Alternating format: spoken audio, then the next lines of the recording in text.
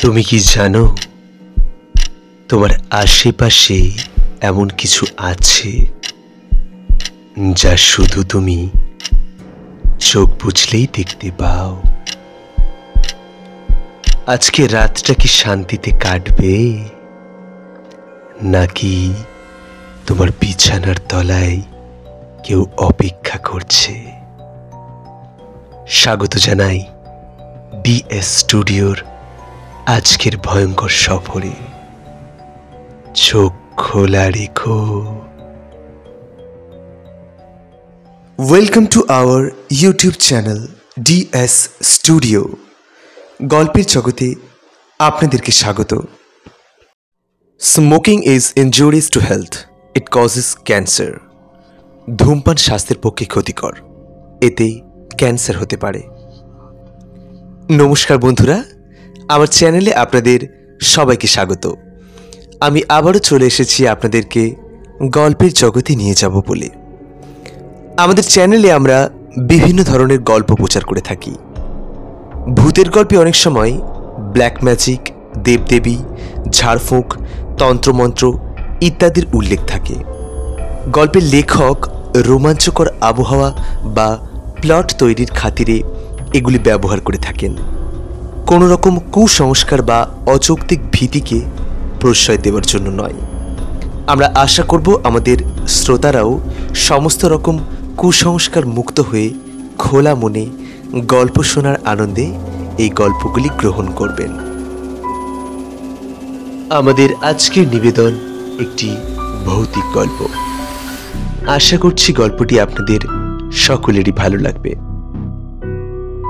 শুরু হচ্ছে আজকের ভৌতিক গল্প, হিমাদ্রি কিশোর দাশগুপ্তের কলমে অন্ধকার যখন নামল।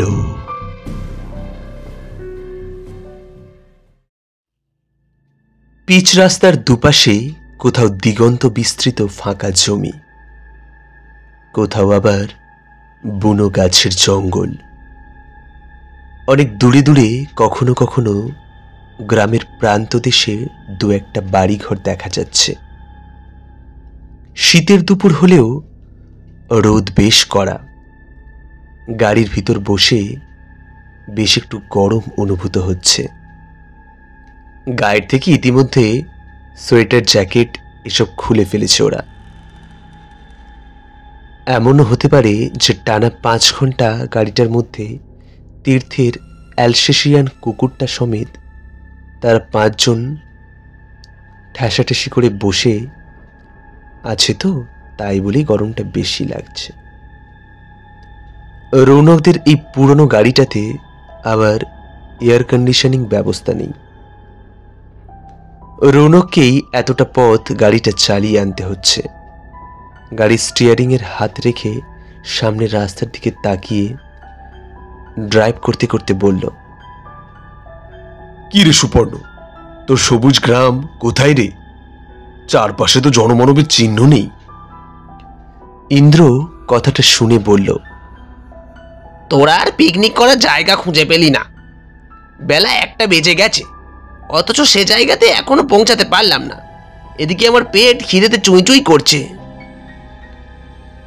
তাদের 5 জনের মধ্যে বিকাশী একমাত্র ভোঁস ভোঁস করে ঘুমোচ্ছে। গাড়িতে উঠলেই ঘুমিয়ে পড়া তার স্বভাব। যেন পিকনিকে নয়, ঘুমোবার জন্য বেরিয়ে এসেছে। নদিয়া জেলার প্রান্ত সীমায় সবুজ গ্রাম নামে জায়গাটাতে পিকনিক করার প্রস্তাবটা প্রথমে দিয়েছিল সুপর্ণই। রৌনকের প্রশ্ন আর ইন্দ্রর কথার খোঁচা শুনে সে আমতা আমতা করে বলল, আর একটু এগিয়ে দেখ না, নিশ্চয়ই পৌঁছে যাব। তার এই কথায় ইন্দ্র বেশ উষ্মা প্রকাশ করে বলল, কত আর এগোবো? এগোতে এগোতে তো এবার মনে হয় বাংলাদেশের সীমান্তে। এর থেকে কলকাতার কাছে বারাসাতের দিকে কোনো বাগান বাড়িতে পিকনিক গেলেই হতো। সুপর্ণ আর কোথাও যাওয়ার জায়গা খুঁজে পেলিস না? মোবাইল নেটওয়ার্কও চলে গেছে, লোকেশন ম্যাপ দেখারও উপায় নেই। কথাটা কানে যেতেই সুপর্ণ ক্ষেপে উঠে বলল, আমার এখানে দোষটা কোথায়? যে ভ্রমণ ম্যাগাজিনে পিকনিক স্পটের কথাটা লেখা ছিল সেটা তো তোদের সবাইকে দেখেছিলাম। তোরাই তো বললি হ্যাঁ এখানেই যাব, নতুন জায়গা, গাছগাছালি, নদী সব কিছুই আছে, বেশি পিকনিক পার্টি যায় না বলে আমাদের কেউ ডিস্টার্ব করবে না। এখন আবার আমার উপর দোষ চাপাচ্ছিস কেন? আমি কি ওদের পায়ে ধরেছিলাম সবুজ গ্রামে যাওয়ার জন্য? সুবর্ণর কথার জবাবে ইন্দ্র কিছু একটা জবাব দিতে যাচ্ছিল, কিন্তু কথোপকথন ঝগড়ার দিকে এগোচ্ছে দেখে তাদের থামাবার জন্য তীর্থ তাদেরকে ধমকে দিয়ে বলল, তোরা সবাই চুপ কর, ঝামেলা করলে এখানেই গাড়ি থেকে নেমে পড়বো, আর কিছুটা এগিয়ে দেখা যাক। তীর্থের কথা শুনে তার পায়ের কাছে বসা কুকুরটা গুন্ডা ও ধমকের স্বরে ডেকে উঠল। তীর্থকে এই বন্ধুদের গ্রুপের দলপতি বলা যায়। সে অন্যদের থেকে কিছুটা ডাকাবুকো ধরনের। অন্যদের বিপদে সে সবসময় ঝাঁপিয়ে পড়ে। আবার স্কুল জীবনে পড়াশুনো খেলাধুলাতেও বরাবর সে অন্যদের থেকে এগিয়ে থাকত। বন্ধুরা প্রত্যেককেই তার কথা শুনে চলে, কাজেই তার কথা শুনে থেমে গেল সবাই। আগের মতোই চলতে থাকলো গাড়ি। কিছুটা এগোবার পর দূর থেকে তারা দেখতে পেল দুদিকে ভাগ হয়ে গিয়েছে রাস্তা। তা দেখে রৌনক বলল, এবার কোন রাস্তা ধরতে হবে কে জানে। কিন্তু রাস্তা যেখানে ভাগ হয়েছে তার কাছাকাছি সুপর্ণ সামনে তাকিয়ে বলল, ওই দেখ, আমরা কাছাকাছি পৌঁছে গেছি। পথ যেখানে দুভাগে ভাগ হয়েছে তার ঠিক মাঝখানের জমিতে পোঁতা বাঁশের মাথায় একটা টিনের সাইনবোর্ড ঝুলছে। তাতে আঁকাবাঁকা হরফে কালো রং আর আলকাতরা দিয়ে লেখা আছে সবুজ গ্রাম। আর তার ঠিক নিচেই বাঁশের গায়ে পেরেক দিয়ে পোঁতা একটা কাঠের তীর সবুজ গ্রামের পথ নির্দেশ করছে। ডান দিকে রাস্তা ধরতে হবে সবুজ গ্রামে পৌঁছাতে হলে। শুধু সুপর্ণই নয়, সাইনবোর্ডটা দেখে তীর্থ সহ সবাই উল্লাসধ্বনি দিয়ে উঠল, আমরা পৌঁছে গেলাম নাকি? রৌনক সবুজ গ্রাম যাবার নির্দেশিত পথে ডান দিকের রাস্তাতে গাড়ি ঢুকিয়ে দিল। ক্লান্তি মুছে আবার নতুন উদ্যমে এগোতে থাকলো তারা। রাস্তার দুপাশে ঝোপঝাড় কিছুক্ষণের মধ্যেই বদলে যেতে লাগলো বড় বড় গাছে।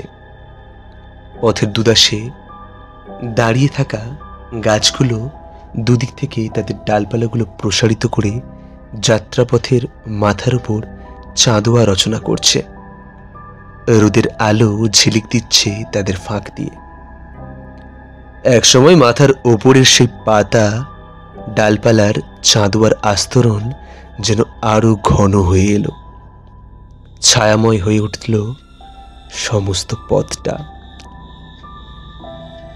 এগিয়ে চলল তারা, কিন্তু বেশ অনেকটা পথ এগোবার পরও কোনো লোকালয়ের দেখা মিলল না।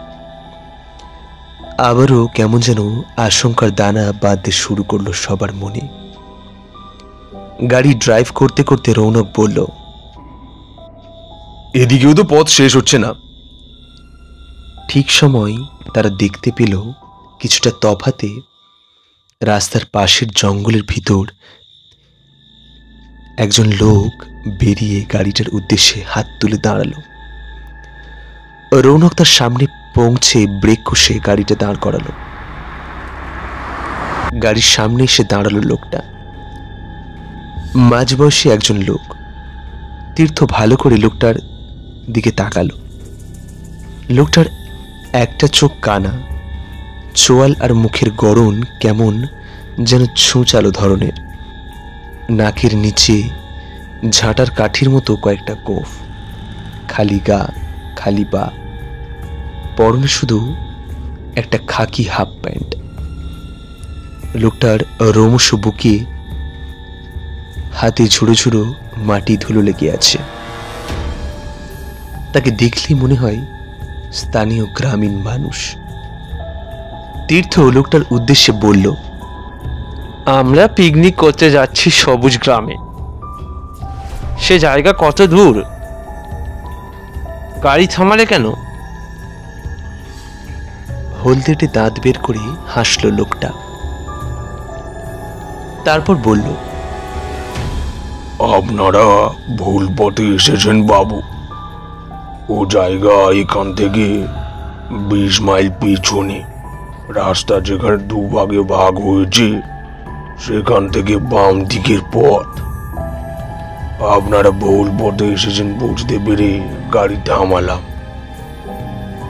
কথাটা শুনে তীর্থ বিস্মিতভাবে বলে উঠল, কিন্তু সেখানে কাঠের তীর চিহ্ন দিয়ে এই পথটাই তো দেখানো ছিল। তীর্থের কথায় লোকটা বলল, অমন হয় মাঝে মাঝে। বাতাসে তীরটা অন্যদিকে ঘুরে যায়।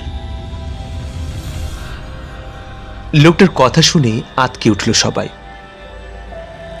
ভুল পথে চলে এসেছে তারা। বেলা তো প্রায় 2টো বাজতে চলেছে। গাড়ি ঘুরিয়ে কখনোই তারা সে পথে পৌঁছাবে? তারপর রান্নাবান্না করে কখনই বা খাবে? নাকি চড়ুইভাতি না করেই কলকাতার পথে রওনা হতে হবে তাদের? গাড়ির পিছনের অংশে হাঁড়ি, কড়াই, বাজার ইত্যাদি মালপত্র রাখা আছে। সেগুলো দেখতে পেয়ে সম্ভবত তীর্থদের মনের অবস্থা বুঝতে পেরে লোকটা এরপর তাদের উদ্দেশ্যে বলল, বাবুরা ইচ্ছে করলে এখানেই চড়ুইবাজি করতে পারেন। গাছগুলোর আড়ালে বেশ সুন্দর ফাঁকা জায়গা আছে। লোকটার কথা শুনে ইন্দ্র অন্যদের উদ্দেশ্যে বলল, কথাটা কিন্তু মন্দ নয়। আর কোথাও গিয়ে কাজ নেই, এখানেই নেমে পড়ি। রৌনক বলল, তা না হয় বুঝলাম, কিন্তু রান্না হবে কিভাবে? ভ্রমণের বইটাতে লেখা ছিল সবুজ গ্রামের পিকনিক স্পটে গ্যাসের সিলিন্ডার, ওভেন এসব পাওয়া যায়। সে কারণে আমরা তো গ্যাস সিলিন্ডার, ওভেন এসব সঙ্গে আনিনি। কথাটা কানে গেল লোকটার। এক চোখে তাকিয়ে সে বলল, উনুনের ব্যাপারে চিন্তা করবেন না বাবুরা। আমি উনুন খুঁড়ে দেব। জঙ্গল থেকে কাঠ আনা, বাসনপত্র ধোয়া মোছা সব কাজ আমি করে দেব। লোকটার কথা শুনে সবাই তাকালো তীর্থের দিকে। সে এই দলের মাথা। তার সিদ্ধান্তের উপর সবকিছু নির্ভর করছে। অবস্থা বিবেচনা করে তীর্থ বুঝতে পারল, তাদের যদি চড়ুইভাতি করতেই হয় তবে এখানেই নামতে হবে। শীতের ছোট বেলা, 5টা সাড়ে 5টা নাগাদই অন্ধকার নেমে যাবে। সবুজ গ্রামে গিয়ে রান্নার আয়োজন করতে শুরু হতে না হতেই সূর্য ঢলে যাবে। তীর্থ লোকটাকে প্রশ্ন করল, এসব কাজের জন্য তোমাকে কি দিতে হবে? লোকটা হেসে বলল, তেমন কিছু নয়।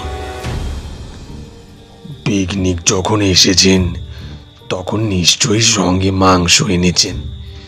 2টো মাংস খেতে দিলেই হবে। তীর্থ লোকটার কথা শুনে অনুমান করল লোকটা নিতান্তই গরিব মানুষ। মাংস কিনে খাবার ক্ষমতা তার নেই। তাই 2টো মাংস ভাত খাবার লোভে তাদেরকে সাহায্য করতে চাইছে। তীর্থ লোকটার উদ্দেশ্যে প্রথমে বলল, হ্যাঁ, মাংস আমাদের সঙ্গে এনেছি, আর খাবার যা বাঁচবে তাও তোমাকে দেব, আর কিছু বকশিসও দেব। একথা বলার পর তীর্থ সঙ্গীদের উদ্দেশ্যে বলল, চল তবে এখানেই নেমে পড়ি। গুন্ডা শুয়েছিল তীর্থের পায়ের কাছে। তীর্থ তার গলাতে পরানো নাইলনের ফিতেটা ধরে টানতে কুকুরটা প্রথমে উঠে দাঁড়ালো। তারপর গাড়ির জানলার বাইরে লোকটাকে দেখতে পেয়ে তীব্র গর্জন করে উঠল। কুকুরটা আগে দেখতে পায়নি বাইরে দাঁড়ানো লোকটাকে। গুন্ডাকে দেখতে পেয়ে আর তার উদ্দেশ্যে গর্জন শুনে লোকটা সঙ্গে সঙ্গে গাড়ি থেকে ছিটকে দূরে সরে গেল। বিস্ময় মাখানো মৃদু ভয়ার্থভাবে সে বলে, আপনাদের সঙ্গে কুকুর আছে?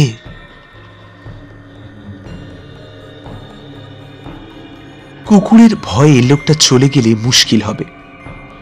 লোকটার উদ্দেশ্যে গর্জন করেই চলেছে গুন্ডা।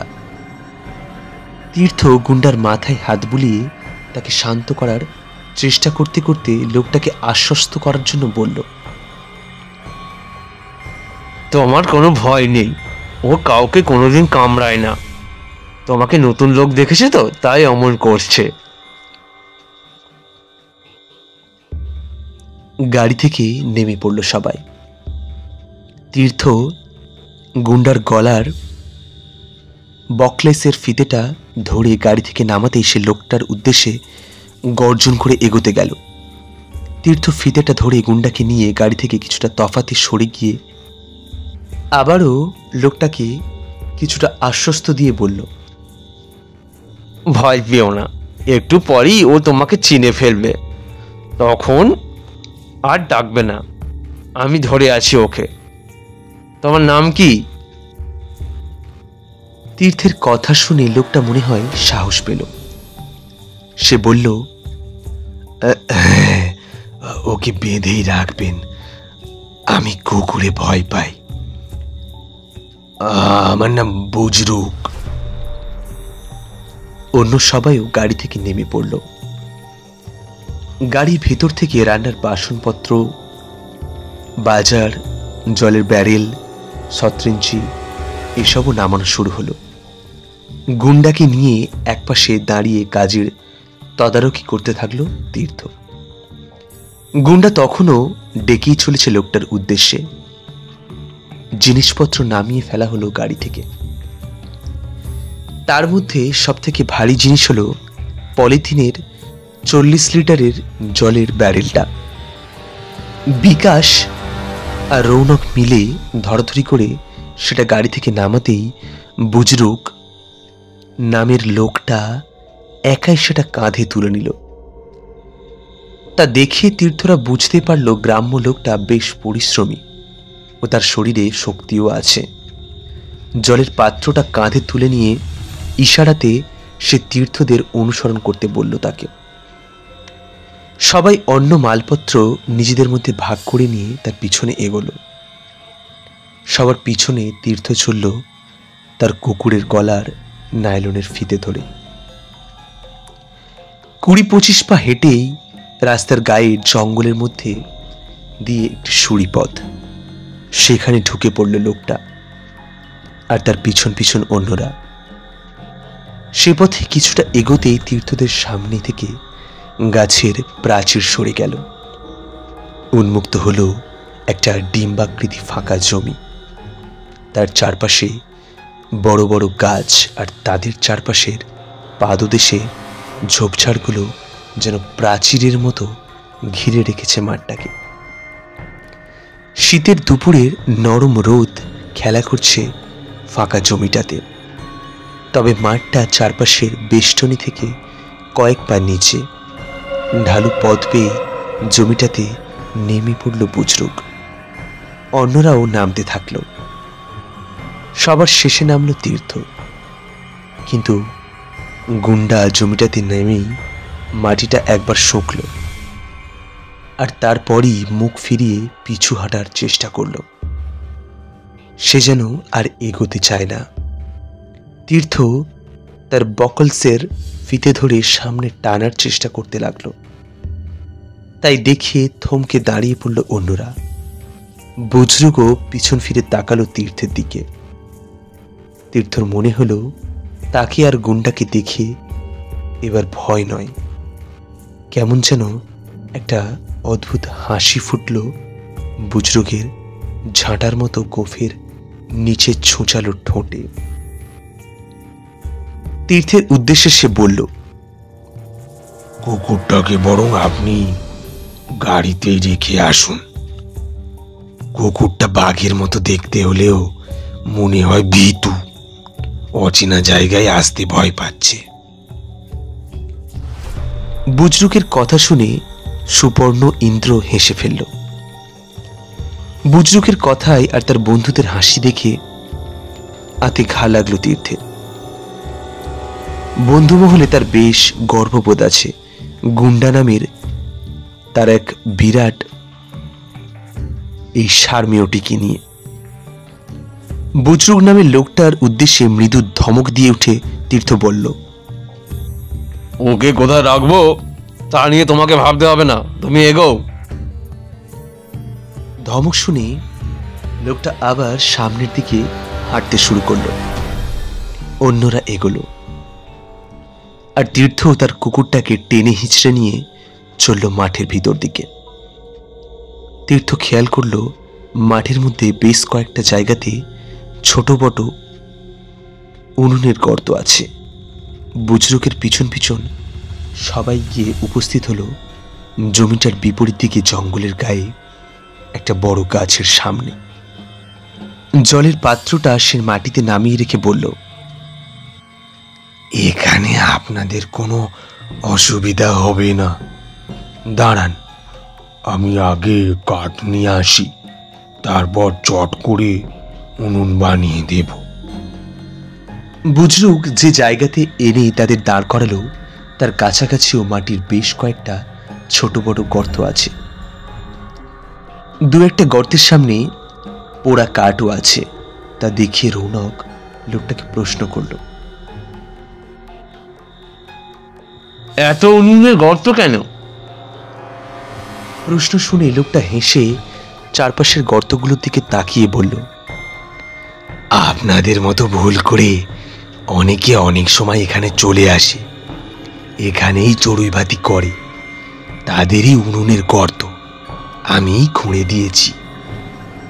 আপনাদের জন্যও নতুন গর্ত খুঁড়ে দেব, নতুন গর্তে ভালো আগুন জ্বলবে। কথাগুলো বলে জমিটার গায়ের বনের মধ্যে ঢুকে গেল বুজরুক। গাছটার কাছেই ফাঁকা জমিতে জিনিসপত্র নামিয়ে 17 ইঞ্চি বিছানো শুরু হয়ে গেল। কোথাও অন্য কোনো লোকজন নেই। জঙ্গল থেকে শুধু পাতা খসার খসখস শব্দ ভেসে আসছে।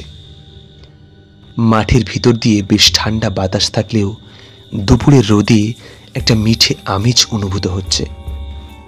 সুপর্ণ বলল, জায়গাটা কিন্তু বেশ লাগছে, কেমন নিরিবিলি, বিরক্ত করার মতো কেউ নেই। অন্য পিকনিক স্পটগুলোর মতো লাউড স্পিকারের কান ফাটানো অত্যাচারও নেই। ইন্দ্র বলল, ঠিক তাই, চারপাশের জঙ্গলগুলো দেখে মনে হচ্ছে এবার আমরা সত্যি বনভোজন করতে এসেছি। তীর্থ তাদের কথা শুনে হাসল।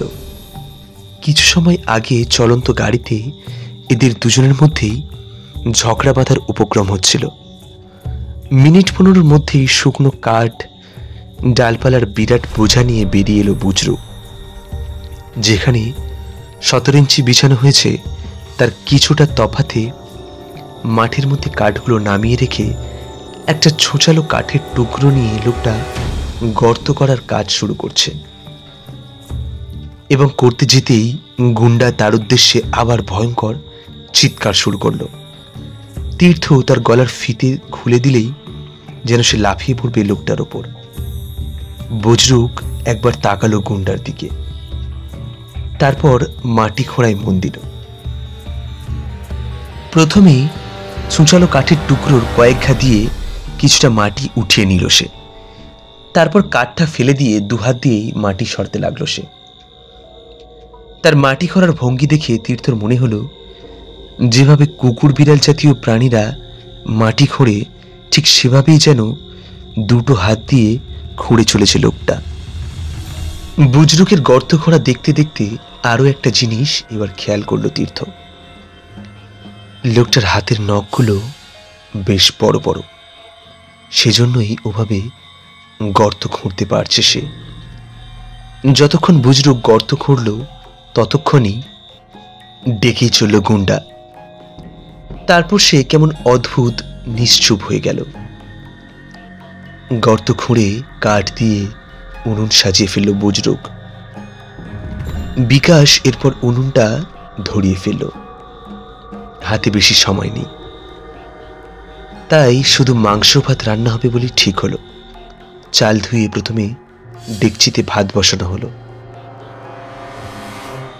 তারপর 17 ইঞ্চিতে তাস নিয়ে আড্ডা দিতে বসলো সবাই।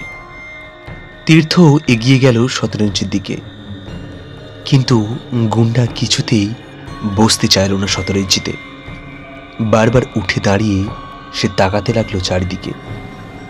অগত্যা কিছুটা বাধ্য হয়েই তীর্থ তাকে নিয়ে কাছে একটা সরু গাছের গুঁড়ির সঙ্গে বেঁধে এলো। তারপর অন্যদের পাশে বসলো। তারা তাস খেলা আর গল্প করতে লাগলো। সূর্য দ্রুত এগোতে লাগলো বিকেলের দিকে। গল্প করতে করতে কখন যে ভাত ফুটে গেছে তা খেয়ালই ছিল না তীর্থদের। বুজরুকের কথাতে সংবিত ফিরল তাদের। বাবু, চাল রান্না হয়ে গেছে। তীর্থ দেখল ঘড়িতে কখন যেন 4টে বেজে গেছে। সে আর সুপর্ণ তাড়াতাড়ি উঠে ভাতের ডেকচিটা নামিয়ে নিল। এরপর উনুনে ডেকচি বসিয়ে সুপর্ণ যখন তাতে পাঁঠার মাংসগুলো ছড়াতে যাবে, ঠিক সেই সময়ই বুজরুক বলে উঠল, বাবুদের একটা কথা বলি, আমাকে তো আপনারা মাংস দেবেনি। যদি এখনই তা দিয়ে দেন। ইন্দ্র কথাটা শুনে বলে উঠল, কাঁচা মাংস নিয়ে তুমি কি করবে? বুজরুক একটু চুপ করে থেকে বলল, ঘরের জন্য নিয়ে যাব, ছেলে মেয়েদের জন্য। তীর্থের কথাটা শুনে বেশ মায়া হলো লোকটার প্রতি। গরিব মানুষ এই লোকটা, মাংস কিনে খাবার ক্ষমতা নেই, তাই কাঁচা মাংস বাড়ি নিয়ে গিয়ে রান্না করে ছেলেপুলে নিয়ে একসঙ্গে খেতে চাইছে। একথা ভেবে তীর্থ রৌনককে বলল, ও যখন বলছে ওকে একটু কাঁচা মাংস দিয়েই দে। হাসি ফুটে উঠল বুজরুকের মুখে। কয়েকটা বড় পাতা কুড়িয়ে আনল সে। রৌনক তীর্থের কথা মতো কাঁচা মাংসই দিল, একটু বেশি পরিমাণেই দিল। মাংস চাপিয়ে আবার 17 ইঞ্চিতে আড্ডা দিতে বসলো তারা। বিকেল হবার সঙ্গে সঙ্গেই রোদ মরে আসতে শুরু করেছে। শীতের বিকেল দ্রুত শেষ হয়েই ঘণ্টাখানেকের মধ্যেই অন্ধকার নামবে। মাংস রান্না হয়ে গেলেই খাওয়া সেরে তারা রওনা হয়ে যাবে কলকাতার দিকে। বিকাশ বলল, এ জায়গাতে যদি বেলা থাকতে থাকতে আসা যেত, তবে জঙ্গলের মধ্যেও ঘোরা যেত। নিজেদের মধ্যে নানা ধরনের গল্প, হাসি মশকরা চলতে লাগলো। একসময় ধীরে ধীরে মাংসের গন্ধ ছড়াতে শুরু করলো। তখন মাংস প্রায় রান্না হয়ে এসেছে। হঠাৎ বেশ কিছুক্ষণ নিশ্চুপ থাকার পর কুকুরটা আবার ডাকতে শুরু করলো। না, ঠিক গর্জনের মতো ডাক নয়, অদ্ভুত একটা গোঙানির মতো শব্দ করতে লাগলো সে। গুন্ডাকে এমনভাবে আগে কোনোদিন ডাকতে শোনেনি তীর্থ। সে কয়েকবার থামাবার চেষ্টা করলো গুন্ডাকে, কিন্তু কুকুরটা একইভাবে ডেকে চলল। গুন্ডার ডাকে মাঝে মাঝে আড্ডায় ছেদ পড়তে লাগলো। তীর্থ বুঝতে পারল গুন্ডার আচরণে স্পষ্ট বিরক্ত বোধ করছে বন্ধুরা। রৌনক একসময় তীর্থকে বলেই ফেলল, তুই বরং আমার থেকে গাড়ির চাবিটা নিয়ে ওকে গাড়িতেই রেখে আয়। আর তো ঘন্টা খায়েকের ব্যাপার মাত্র, কোনো কারণে ওই জায়গা পছন্দ হচ্ছে না। রৌনক বলল, হ্যাঁ সেটাই ভালো হবে। ও যেমনভাবে চেঁচাচ্ছে তাদের শান্তিতে খেতে দেবে না। রান্না তো প্রায় হয়েই এলো, সামান্য সময় ও ঠিক গাড়িতে থাকতে পারবে। গুন্ডার এমন আচরণে বন্ধুরা বিরক্ত বোধ করছে দেখে কুকুরটাকে গাড়িতে রেখে আসবার জন্য রৌনকের থেকে চাবিটা নিয়ে 17 ইঞ্চি ছেড়ে উঠে দাঁড়ালো তীর্থ। বুজরুক মাঠের মধ্যে হেঁটে বেড়াচ্ছে। তার দিকে একবার তাকিয়ে তীর্থ গুন্ডার কাছে গিয়ে গাছের গা থেকে তার ফিতেটা খুলে নিল। তারপর গুন্ডাকে নিয়ে মাঠ ফিরিয়ে উল্টো দিকের গাছের আড়ালে রাস্তায় যেখানে গাড়িটা রাখা আছে সেদিকে যাবার জন্য এগুলো। গুন্ডা চিৎকার থামিয়ে এগুলো তার সঙ্গে। সন্দিগ্ধভাবে মাঠের চারপাশে তাকাতে তাকাতে জমি শুকতে শুকতে এগোতে লাগলো সে। মাঠের ঠিক মাঝখানে পৌঁছে হঠাৎই থমকে দাঁড়িয়ে পড়ে দাঁত বের করে গড়গড় করে উঠতে লাগলো গুন্ডা। কিছু তফাতেই একটা উনুনের গর্ত, সেদিকে তাকিয়েই দাঁড়িয়ে পড়েছে সে। ভালো করে গর্তটার দিকে তাকিয়ে তীর্থ একটা জিনিস চোখে পড়ল।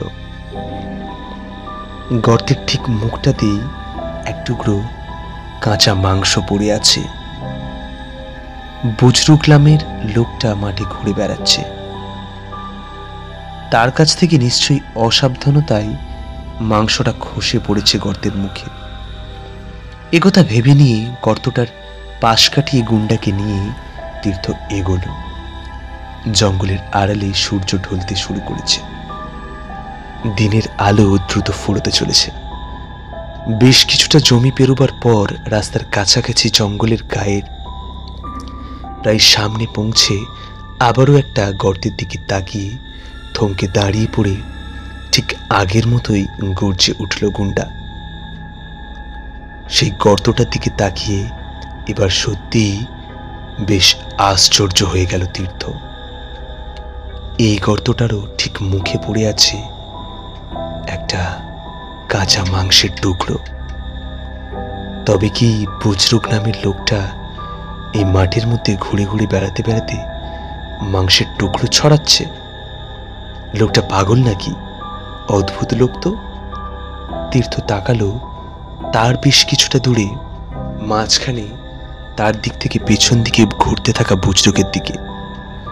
হাত দুটো স্পষ্ট দেখা যাচ্ছে তার, খালি হাত। যাগ্গে, সে তার ভাগের মাংস নিয়ে যা করছে করুক। একথা ভেবে নিয়ে তীর্থ এরপর মাঠ ছেড়ে সুড়িপথ ভেঙে এগুলো রাস্তার দিকে। গাড়ির দরজা খুলতেই এক লাফে ভিতরে ঢুকে পড়ল গুন্ডা। গাড়ির একটা জানালার কাঁচ কিছুটা নামিয়ে দরজা বন্ধ করে ফেরার পথ ধরল তীর্থ। সে যখন মাঠে নামলো তখন সূর্য বনের আড়ালে চলে গেছে। অন্ধকার নামার আগেই খাওয়া সেরে মালপত্র গুছিয়ে তাদেরকে ফিরতে হবে। তীর্থ তাই দ্রুত এগোতে লাগলো মাঠের অন্য প্রান্তে বন্ধুদের দিকে। সে যখন তার বন্ধুদের কাছে পৌঁছল তখন মাংস রান্না হয়ে গেছে। উনুনের ওপর মাংসের ডেচকিতে খুন্তি নাড়বার পর বিকাশ সেটা শতরঞ্চির কাছে নামিয়ে আনছে। কিছুটা তফাতে উবু হয়ে বসে আছে বুজরুক নামের লোকটা। তীর্থের একবার মনে হলো মাংস ফেলার ব্যাপারটা সম্বন্ধে প্রশ্ন করবে লোকটাকে, কিন্তু এরপরই মনে হলো ব্যাপারটা তার বন্ধুদের কানে গেলে হয়তো তারা পয়সা দিয়ে কেনা দামি মাংস এভাবে নষ্ট করার জন্য ঝামেলা বাঁধিয়ে ফেলবে লোকটার সঙ্গে। বাসনপত্র মাজিয়ে নিতে হবে লোকটাকে দিয়ে। তাই শেষবেলাতে ঝগড়াঝাটির সম্ভাবনা এড়োতে তীর্থ আর কোনো প্রশ্ন করল না লোকটাকে। তীর্থরা যখন খেতে বসলো তখন বনের আড়ালে সূর্য সত্যিই ডুবে গেছে। বাতাস বেশ ঠান্ডা হয়ে এসেছে।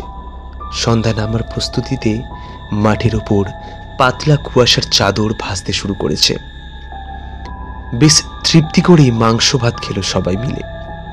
খাওয়া শেষ করে যখন তারা উঠে দাঁড়ালো তখন সন্ধ্যা নামতে চলেছে। তীর্থ বলল, চল এবার তাড়াতাড়ি ফিরতে হবে আমাদের। বুজরুকও এবার উঠে দাঁড়িয়েছে। সে তাদের বলল, বাবুরা, মুখ হাত ধুয়ে একটু বিশ্রাম নিন। আপনাদের কোনো চিন্তা নেই, আমি বাসনপত্র ধুয়ে সব গুছিয়ে গাড়িতে তুলে দেব। খাবার পর হাত মুখ ধুয়ে তীর্থরা শতরঞ্চিতে বসে পড়ল। ইন্দ্র ঢেকুর তুলে বলল, পেট ভরে খেলাম, তাতে সত্যি একটু বসে নেওয়া দরকার। রৌনক বলল, আমারও একই অবস্থা, 10 মিনিট না বসলে চলবে না। তাকে সমর্থন করে বিকাশও বলল, হ্যাঁ আমারও ঘুম ঘুম আসছে একটু। সবাই শরীর এলিয়ে বসল, তীর্থ ছাড়া। তাকে এবার শেষ কাজটুকুর তদারকি করতে হবে। বুজরুক নামের লোকটার এরপর তার কথা মতোই জিনিসপত্র গোছানো, বাসন ধোয়ার কাজ শুরু করলো। কিন্তু তার দিকে তাকিয়ে তীর্থের মনে হতে লাগলো যেন অতি ধীরে হাত পা নাড়িয়ে কাজ করছে লোকটা। এদিকে দ্রুত অন্ধকার নেমে আসছে। সূর্য ডুবে গেছে বেশ কিছু সময় আগে। জঙ্গলের ভিতরের অংশ ইতিমধ্যে ডুবে যেতে শুরু করেছে গাঢ় অন্ধকারের আড়ালে। তীর্থ তাকালো তার বন্ধুদের দিকে। ভরপেট মাংস ভাত খেয়ে কেমন একটা ঝিমুনি এসেছে তাদের মধ্যে। বুজরুক নামের লোকটার প্রতি তাদের কোনো খেয়ালই নেই। বাসনপত্রগুলো যেন লোকটা মেজেই চলেছে। তীর্থ তার উদ্দেশ্যে বলল, তাড়াতাড়ি করো, আমাদের ফিরতে হবে, এত ধীরে কাজ করলে হবে? 2টো হাঁড়ি ডেচকি মারতে আর কত সময় লাগবে? লোকটা বলল। এই তো বাবু এখনই হলো বলে। বুজরুকের মুখে কথাটা বলল ঠিকই, কিন্তু তীর্থের মনে হলো আগের থেকেও যেন স্লথ হয়ে এলো লোকটার হাত। বাসনগুলোর গায়ে অতি ধীরে ধীরে হাত বোলাতে বোলাতে চারপাশে তাকিয়ে বুজরুক নামের লোকটা যেন কিছুর জন্য প্রতীক্ষা করছে। জঙ্গলের অন্ধকার এবার মাঠের ভিতরও প্রবেশ করতে শুরু করেছে। না, আর দেরি করা চলে না। এই সামান্য কটা বাসন মাজতে কি এত সময় লাগে? একসময় তীর্থ বাধ্য হয়ে লোকটার উদ্দেশ্যে বলল, থাক, যথেষ্ট হয়েছে, আর কাজ করতে হবে না। কথাটা শুনে বুজরুক উঠে দাঁড়িয়ে হেসে বলল, হ্যাঁ, আর কাজ করতে হবে না। তার কথা শেষ হবার সঙ্গে সঙ্গেই যেন কেউ একটা কালো চাদর বিছিয়ে দিল সেই অচেনা মাঠে। আর এরপর মুহূর্তেই চারিদিক একটা বীভৎস শব্দ হয়ে উঠল। সম্মিলিত শিয়ালের ডাক, কেমন যেন অতি প্রাকৃত রক্ত জল করা বীভৎস সেই শব্দ। আচম্বিতে সেই শব্দ শুনে তীর্থদের সঙ্গীদের তন্দ্রাচ্ছন্ন শীতল ভাবটা সামান্য হলেও কেটে গেল। উঠে দাঁড়ালো তারা। আর এরপরই তীর্থ দেখতে পেল বিন্দু বিন্দু আলো যেন মাটির ভিতর থেকে উঠে দাঁড়িয়ে তাদের দিকে এগিয়ে আসছে। ক্রমশ উজ্জ্বল হয়ে উঠছে সেই আলোক বিন্দুগুলো। তারা যখন একদম কাছে এগিয়ে এলো তখন তীর্থরা বুঝতে পারল ওই জোড়া জোড়া আলোক বিন্দুগুলো আসলে শেয়ালের চোখ। তাদের শরীরের দুর্গন্ধে বাতাস ভরে হয়ে উঠেছে। অন্ধকারের মধ্যে তীর্থের বন্ধুদের মধ্যে কি যেন বলে উঠল, এই প্রাণী এভাবে এগিয়ে আসছে কেন? প্রত্যুত্তরে একটা হাসি মাখানো আওয়াজ শোনা গেল। বুজরুকের যেন অন্ধকারের মধ্যে হারিয়ে গেছে, তাকে আর দেখা যাচ্ছে না। কিন্তু তীর্থের মনে হলো হাসিটা যেন বুজরুক নামের লোকটারই হাসি। আর এরপরই যে ঘটনা ঘটল তার জন্য তীর্থরা কেউই প্রস্তুত ছিল না। পালে পালে শিয়ালের দল তখন তাদের গর্ত থেকে উঠে এসেছে। অন্ধকারকে আলোড়িত বিদীর্ণ করে জান্তব আক্রোশে একবার সম্মিলিত উল্লাস ধ্বনি করে এলো সেই সাপদের দল। তার পরক্ষণেই তারা ছুটে এসে ঝাঁপিয়ে পড়ল একসঙ্গে উঠে দাঁড়ানো তীর্থদের সঙ্গীদের ওপর। মুহূর্তের মধ্যেই এক নরকীয় ভয়াবহ পরিবেশ সৃষ্টি হলো চারিদিকে। মানুষের আর্তনাদ আর হিংস্র প্রাণীগুলোর ঝটাপটির শব্দ ভরে উঠল অন্ধকার অচেনা প্রান্তর। হিংস্র প্রাণীগুলো সোজা হয়ে কামড় বসাচ্ছে মানুষগুলোর শরীরে। তাদের একটাকে আঘাত করে দূরে সরালো, আর তার পরক্ষণেই 3টে প্রাণী গায়ের উপর ঝামিয়ে পড়ে মাংস খুবলে নিচ্ছে। তীর্থের দিকেও এগিয়ে এলো বেশ কয়েক জোড়া হিংস্র চোখ।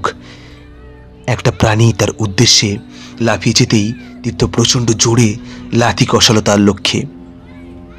কয়েক দূরে প্রাণীটা মাটির উপর আছড়ে পড়ে একটা আর্তনাদ করে উঠল, আর সেই আর্তনাদ শুনে শিয়ালের দল প্রচণ্ড আক্রোশে সম্মিলিতভাবে বিভৎসভাবে চিৎকার করে উঠল। তীর্থের মনে হলো মাঠের চারিদিকে অন্ধকারের মধ্যে জোড়া জোড়া জ্বলন্ত চোখ এবার যেন তার লক্ষ্য করেই ছুটে আসছে। তীর্থ বুঝতে পারল বাঁচতে হলে পালাতে হবে তাদের। বন্ধুদের উদ্দেশ্যে সে বলে উঠল, পালা পালা, মাঠ ছেড়ে রাস্তার দিকে পালা। কথাগুলো বলেই মাঠের মধ্যে দিয়ে রাস্তার দিকে ছুটতে শুরু করলো সে। বিকাশ আর রৌনক ততক্ষণে মাটিতে পড়ে গেছে। শিয়ালের দল তাকে খুবলে খেতে শুরু করেছে তাদের শরীর। সুপর্ণ আর ইন্দ্র কোনো রকমে ছুটতে শুরু করলো তীর্থের কথা শুনে, আর একদল শিয়ালও পিছনে ছুটতে শুরু করলো তাদের। মাঝ মাঠে পৌঁছে একটা গর্তের মধ্যে পা ঢুকিয়ে পড়ে গেল সুপর্ণ। মুহূর্তের মধ্যে মৌমাছির পালের মতো তার উপর ঝাঁপিয়ে পড়ল পিছনে ছুটে আসা শিয়ালের একটা দল। সুপর্ণ কোনো আর্তনাদ করার সুযোগও পেল না, আর বাকিরা ছুটে চলল তীর্থর তার পিছন পিছনে। প্রথমে ছুটছে তীর্থ, তার কিছুটা তফাতে ইন্দ্র, আর তার পিছনেই উন্মত্ত হিংস্র শিয়ালের দল। তীর্থ যখন মাঠ ছেড়ে উপরে জঙ্গলে উঠল, জঙ্গল ভেঙে রাস্তার কাছে ছুটে ইন্দ্রের শেষ আর্তচিৎকারের শব্দ শুনতে পেল তীর্থ। সে বুঝতে পারল হিংস্র প্রাণীগুলো ধরে ফেলল ইন্দ্রকেও। তীর্থ এও বুঝতে পারল যে ইন্দ্রকে সাহায্য করতে যাওয়ার চেষ্টা করাও বৃথা। খালি হাতে এই উন্মুক্ত হিংস্র প্রাণীগুলোর সঙ্গে লড়াই করতে গেলে তাকেও ছিঁড়ে খাবে পশুগুলো। তাই তীর্থ আর পিছু ফিরে না দেখে ঝোপ জঙ্গল থেকে ছুটে চলল রাস্তার দিকে। কোনো রকমের রাস্তায় পৌঁছে গেল তীর্থ। তাদের গাড়িটা একই জায়গাতেই রয়েছে। এক ছুটে গাড়িতে পৌঁছে গেল তীর্থ। তাকে দেখেই ডেকে উঠল গুন্ডা। তীর্থের কাছেই চাবি ছিল গাড়ির। কোনো রকমে দ্রুত চাবি দিয়ে গাড়ির সোজা খুলে দরজা ঢুকে পড়ল সে। তীর্থ যখন ভিতরে ঢুকতে যাচ্ছে তখনই পিছনে একটা অস্পষ্ট শব্দ শুনে পিছনে তাকিয়ে দেখল তার গাড়ির দিকে এগিয়ে আসছে একজন লোক। সম্ভবত লোকটা তার পিছনেই ছুটে এসছে। অন্ধকার হলেও তার অবয়ব দেখে তাকে চিনতে অসুবিধা হলো না তীর্থের। লোকটা তীর্থের কোনো বন্ধু নয়, সে বুজরুক। সেও কি তবে শিয়ালের তাড়া খেয়ে পালিয়ে এলো নাকি অন্য কোনো ব্যাপার? গাড়িতে উঠতে গিয়ে তার দিকে তাকিয়ে থমকে দাঁড়িয়ে পড়ল তীর্থ। লোকটা গাড়ির আরও কাছে এগিয়ে এলো। তীর্থের মনে হলো কানা বুজরুকের একটা চোখ যেন শিয়ালগুলোর চোখের মতোই জ্বলছে। আর এরপরই প্রভুকে বাঁচানোর জন্য দরজা খুলে দিয়ে নেমে পড়ল গুন্ডা। বিশাল কুকুরটা তীর্থকে পাশ কাটিয়ে তীর বেগে ছুটে গেল। বিজাতীয় আক্রোশ গর্জন করে লাফ দিল বুজরুককে লক্ষ্য করে। অত বড় কুকুরটা লাফ দিয়ে তার বুকের উপর পড়তেই টাল সামলাতে না পেরে লোকটা মাটিতে পড়ে গেল, আর তার গলা থেকে বেরিয়ে এলো চিৎকার। তবে সেই চিৎকার মানুষের চিৎকার নয়, শিয়ালের ডাক। আর সেই চিৎকার করা মাত্রই তার জবাবে সেই মাঠের দিক থেকে ভেসে এলো অনেকগুলো শিয়ালের রক্ত জল করা চিৎকার। মাঠ ছেড়ে রাস্তার দিকে শিয়ালের ঝাঁক ছুটতে আসতে লাগলো চিৎকার করতে করতে। ব্যাপারটা বুঝতে পেরে তীর্থ আর সময় নষ্ট না করে গাড়ির ভিতরে উঠে দরজা বন্ধ করে চাবি দিয়ে ইঞ্জিন স্টার্ট করে গাড়ির হেডলাইট জ্বালিয়ে দিল। আর সেই আলোতে তীর্থ গাড়ির ভিতর থেকে দেখল প্রবল বিক্রমে লড়ে চলেছে তীর্থের গুন্ডা। তবে সঙ্গে সঙ্গে সেই মরণপরণ লড়াইতে অবতীর্ণ হয়েছে সে কোনো মানুষ নয়, বিরাট বড় একটা শিয়াল। তারা দুজনেই আঁচড়ে কামড়ে পরস্পরকে ছিঁড়ে টুকরো টুকরো করার চেষ্টা করছে। আর এরপরেই সেখানে এসে হাজির হয়ে গেল সেই শিয়ালের দল। জোড়া জোড়া হিংস্র জ্বলন্ত চোখ। তাদের একদল ঝাঁপিয়ে পড়ল কুকুরটার ওপর, আর একদল চারপাশ থেকে ঝাঁপিয়ে পড়তে লাগলো গাড়ির ওপর, কাঁচ ভেঙে তীর্থকে বাইরে টেনে নামিয়ে ছিঁড়ে ফেলার জন্য। তাদের শরীরের আঘাতে থরথর করে কেঁপে উঠতে লাগলো গাড়িটা। কয়েকটা শিয়াল লাফিয়ে উঠল গাড়ির বনেটে, তাদের হিংস্র দাঁত আর তীর্থের শরীরের মধ্যে শুধু একটা কাঁচের চাদরের ব্যবধান। গাড়িটার গিয়ারে দিয়ে শক্ত হাতে স্টিয়ারিং ধরে এক্সিলেটারে চাপ দিল তীর্থ। প্রাণীগুলো ছিটকে পড়ল রাস্তার ওপর গাড়ির থেকে। তীর্থের সামনে রাস্তা দিয়ে তীর বেগে ছুটে চলল গাড়ি। সেই মাঠেই পড়ে রইল 4 বন্ধু, রৌনক, ইন্দ্র, বিকাশ, সুপর্ণ আর সেই হিংস্র শেয়ালের দল। পরদিন তীর্থ যখন আবার সেই মাঠের কাছের রাস্তাটায় উপস্থিত হলো, তখন সূর্য মাথার উপরে অনেকটাই উঠে গেছে।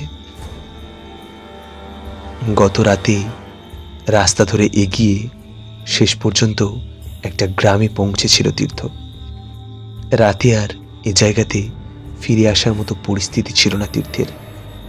আতঙ্ক কাটিয়ে একটু সুস্থ হতেই অনেক সময় লেগে গিয়েছিল তার। সকাল হতেই একদল গ্রামবাসী প্রথমে তাকে থানায় নিয়ে গিয়েছিল। সেখান থেকে পুলিশের গাড়ি নিয়ে এক জায়গায় আসতে বলে বেলা প্রায় 10টা বেজে গিয়েছে।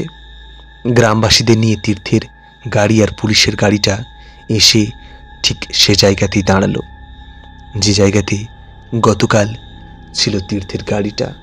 তীর্থ সমেত সবাই গাড়ি থেকে নেমে প্রথমেই দেখতে পেল রাস্তার এক পাশে ছিন্ন ভিন্ন হয়ে পড়ে আছে গুন্ডার মৃতদেহ। শিয়ালের দল তাকে ছিঁড়ে টুকরো টুকরো করে ফেলেছে।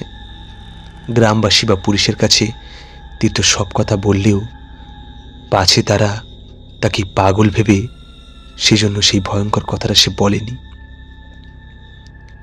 সে তাদের বলেনি যে তার চোখের সামনে বুজরুক নামের এই শিয়াল কানা লোকটা শিয়ালে পরিণত হয়েছে, এটা সে দেখেছে।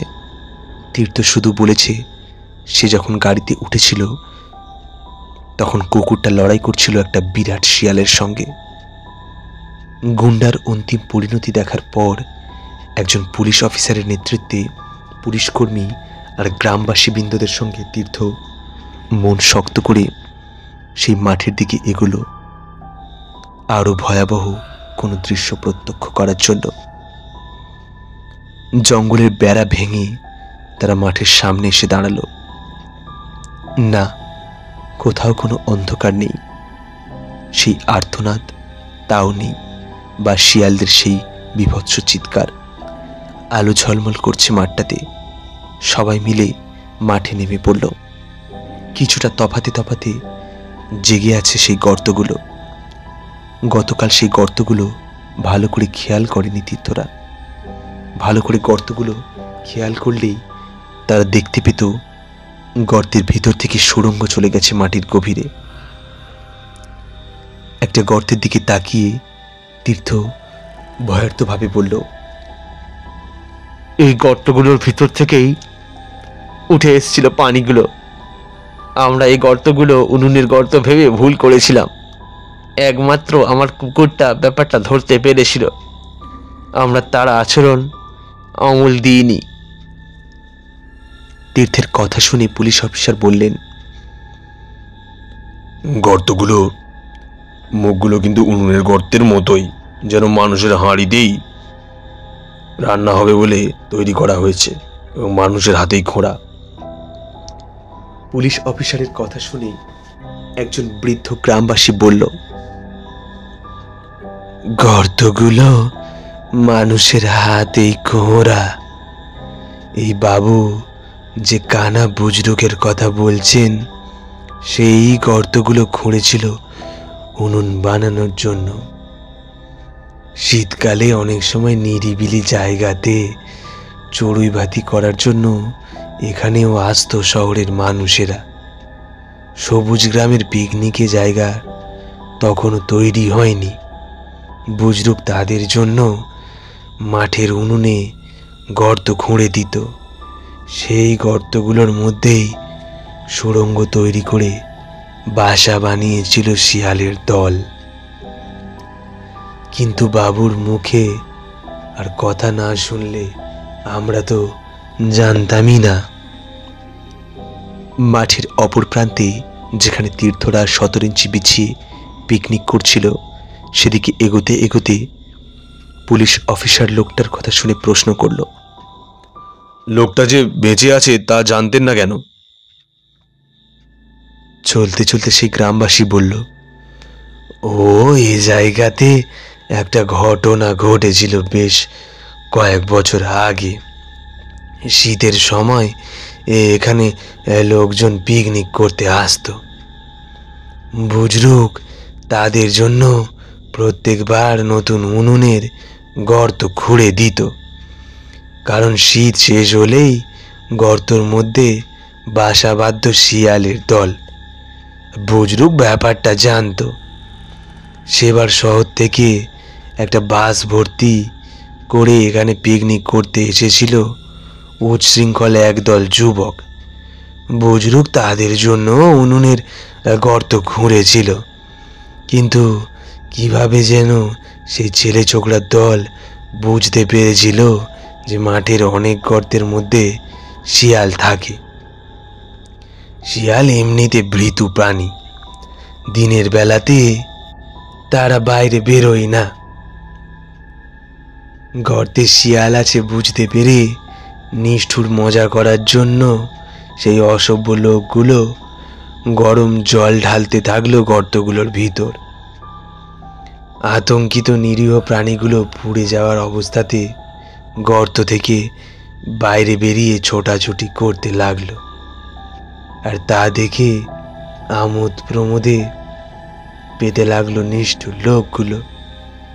তারপর বনভোজন করে ফিরে গেছিল তারা। একথা বলার পর লোকটা বলল, ওই ঘটনার পর থেকে কালা বুজরুকের আর কেউ কখনো দেখেনি তাকে।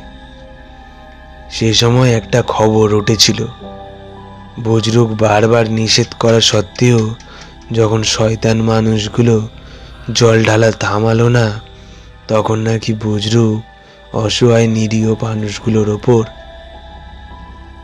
অত্যাচার আর সহ্য করতে না পেরে একটা লোক শিয়ালের গর্তে গরম জল ঢালতে যেতেই সেই গরম জল লোকটার গায়ে ঢেলে দিয়েছিল। আর তারপরই নাকি লোকগুলো বুজরুককে পিটিয়ে মেরে মাঠের কোথাও পুঁতে দিয়েছিল তার দেহ। গল্পটা শুনে পুলিশ অফিসার বললেন, কিন্তু এই ভদ্রলোকের কথাই যখন জানাই যাচ্ছে যে বুজরুক বেঁচে আছে, তখন তাকে খুঁজে বার করা দরকার। তার থেকেই জানতে হবে কেন এমন ঘটল। তীর্থরা পৌঁছে গেল সেই নির্দিষ্ট জায়গাতে। 17 ইঞ্চিটা আগের মতোই একই জায়গায় মাটির উপর বিছানো আছে। জিনিসপত্রগুলো ছড়িয়ে ছিটিয়ে পড়ে আছে। কিছুটা তফাতে বুজরুকের খোঁড়া তীর্থদের উনুনের গর্তটাও আছে, কিন্তু তীর্থের সঙ্গীদের কোনো চিহ্ন নেই। অফিসার বললেন, শিয়ালের দল লোকগুলোকে খেয়ে ফেলেছে নাকি? চারপাশ ঘুরে দেখো যদি তাদের কোনো চিহ্ন মেলে, আর দেখো ওই বুজরুকটা কোথায় লুকিয়ে আছে কিনা। এই কথাটা অফিসার বললেন। তীর্থ আর পুলিশ অফিসার দাঁড়িয়ে রইলেন 17 ইঞ্চির কাছে, আর অন্য পুলিশ কর্মী আর গ্রামবাসীরা তল্লাশি শুরু করলো মাঠ আর তার পাশের জঙ্গলে। বেশ অনেকক্ষণ খোঁজার পর পুলিশ কর্মী আর গ্রামবাসীরা আবার তীর্থদের কাছে ফিরে এলো। না, মাঠ বা জঙ্গল কোথাও তীর্থের সঙ্গীদের বা বুজরুকের কোনো চিহ্ন মেলেনি। অফিসার বললেন, তবে এখানে থেকে আর কোনো লাভ নেই, চলুন থানায় ফিরে যা ব্যবস্থা নেবার নিতে হবে। অগত্যা ফেরার জন্য পা বাড়াতে চাচ্ছিল সবাই। ঠিক সেই সময় অস্পষ্ট শব্দ ভেসে এলো 17 ইঞ্চিটার কাছ থেকে। শব্দটা শুনে একজন পুলিশকর্মী 17 ইঞ্চিটা মাটি থেকে উঠিয়ে ফেলতেই একটা অদ্ভুত দৃশ্য পড়ল তীর্থসহ সকলের চোখে। সদ্য খোঁড়া বেশ বড় একটা গর্তে গুটিসুটি মেরে একসঙ্গে শুয়ে আছে 4টে পূর্ণবয়স্ক শিয়াল। তাদেরই নড়াচড়া করার শব্দ কানে গেছিল তীর্থদের। সূর্যের আলো গর্তের মধ্যে পড়তেই চোখ বন্ধ করে ফেলল প্রাণীগুলো। তাদের মধ্যে কোনো হিংস্রতা নেই, বরং এতগুলো মানুষের কণ্ঠস্বর শুনে কাঁপতে লাগলো ভীরু প্রাণীগুলো। বেশ অসহায় দেখতে লাগছে তাদের। কিছুক্ষণ তাদের দেখার পর গর্তটার ওপর আবার 17 ইঞ্চি ঢেকে দেয়া হলো। সে জায়গা ছেড়ে তীর্থদের উনুনের গর্তটা পাশ দিয়ে হেঁটে ফেরার পথ ধরল সবাই। তীর্থরা যদি সেই উনুনের গর্তটা ভালো করে খেয়াল করত, তবে বুঝতে পারত সেই গর্তটাও সুড়ঙ্গের আকার নিয়েছে। তার গভীর অন্ধকারে, যেখানে সূর্যের আলো প্রবেশ করতে পারছে না, সেখানে শুয়ে তীর্থদের কথাবার্তা শুনছিল একটা কানা শেয়াল। মনে মনে সে শেয়ালটা বলছিল, শিয়ালের সংখ্যা আরো 4টে বাড়ল। আবারও নিশ্চয়ই পথ ভুল করে মানুষ আসবে এখানে, যেমন তারা আসে। বাড়তে থাকবে শিয়ালের সংখ্যা, যেমন বেড়ে চলেছে। তারপর একদিন আমরা দিনের আলোতেই গর্ত ছেড়ে বেরিয়ে ঝাঁপিয়ে পড়ব মানুষদের ওপর। টুকরো টুকরো করে ছিঁড়ে ফেলব নিষ্ঠুর পৃথিবীর সমস্ত মানুষগুলোকে।